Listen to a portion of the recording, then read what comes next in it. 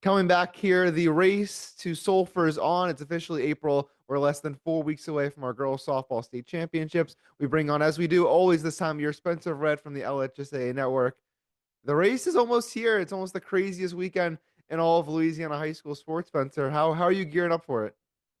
Well, hopefully this year we don't have a rainstorm to bless us on the first day to push it on to where we have to play championships on Sunday. But I'm excited for this time of year. There's so many teams that can make their run to Sulphur, and it's kind of like March Madness, but we take it over to April in softball at least. This is for some teams it's basically like, hey, it's one game, do or die here. We gotta make sure we're playing well. And then whenever you get to Sulphur, it's like anything can happen. I'm excited for it. Excited to see what teams can make a push, and see if we can put some new names up on the championship list. Softball and baseball, especially recently, have been a lot of the same teams every year. You have a few surprises, but always nice to see some new faces show up.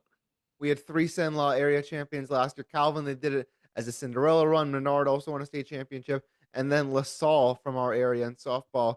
A lot of other teams who not in that group who are right in the thick of things this year. Who are some teams from our area that you have your eye out on as you start to do your prep for championship season? Well, I think one of the teams that I think you certainly have to talk about for softball has to be the Gina Giants. Just about as dominant as a team as you can get this year.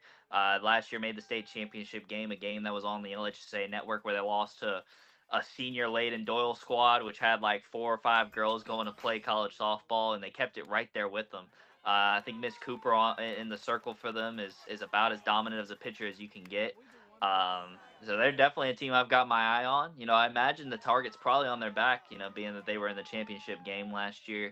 I'm hoping to catch them before the season ends and be able to catch a game there.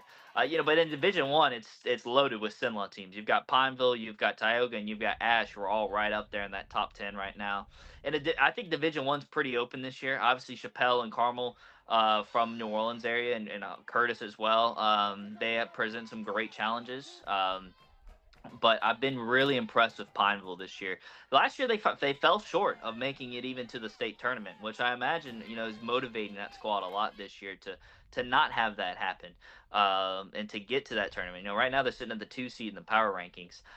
You mentioned LaSalle earlier. That's another team as well that I think has a good chance to make it back.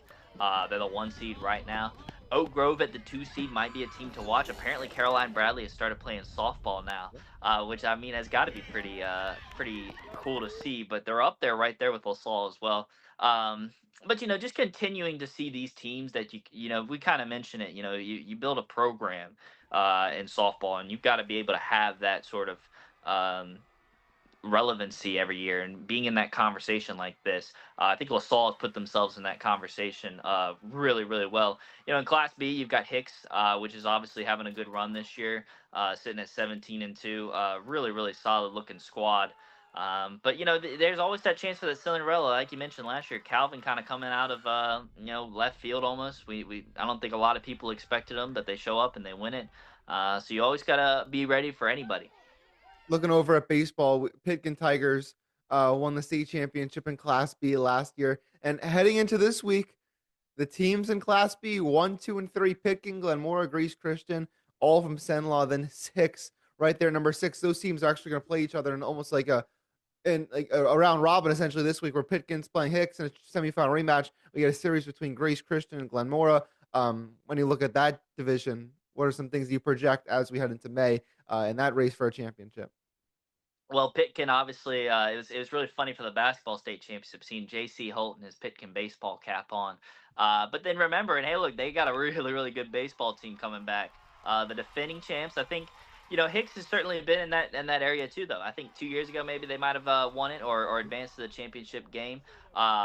Grace Christian's always kind of in that conversation as well. Like we said, we talk about programs, and when it comes time for that time of year, it's almost like the top six right now in that division, even going down the Weston and Family Community. Those are both programs that people expect to get there every year. Um, but I'm really really looking out for Pitkin. I think be winning a championship, having some players like they have, can certainly help you come this time of year.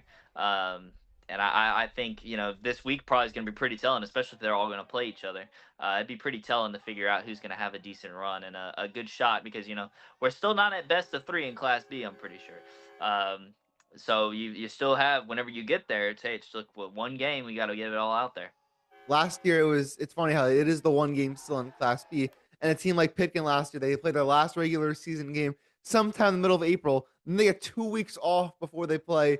I think it was Wally in the round of 16. Then they have another week before they play Grace Christian, and they got to turn around and play 2 games in basically 4 days to win a state championship. So the schedule it's all over the place right now. But the teams that have been there plenty of times are really built for it. Wrapping things up, Division 3 select Rose Pine.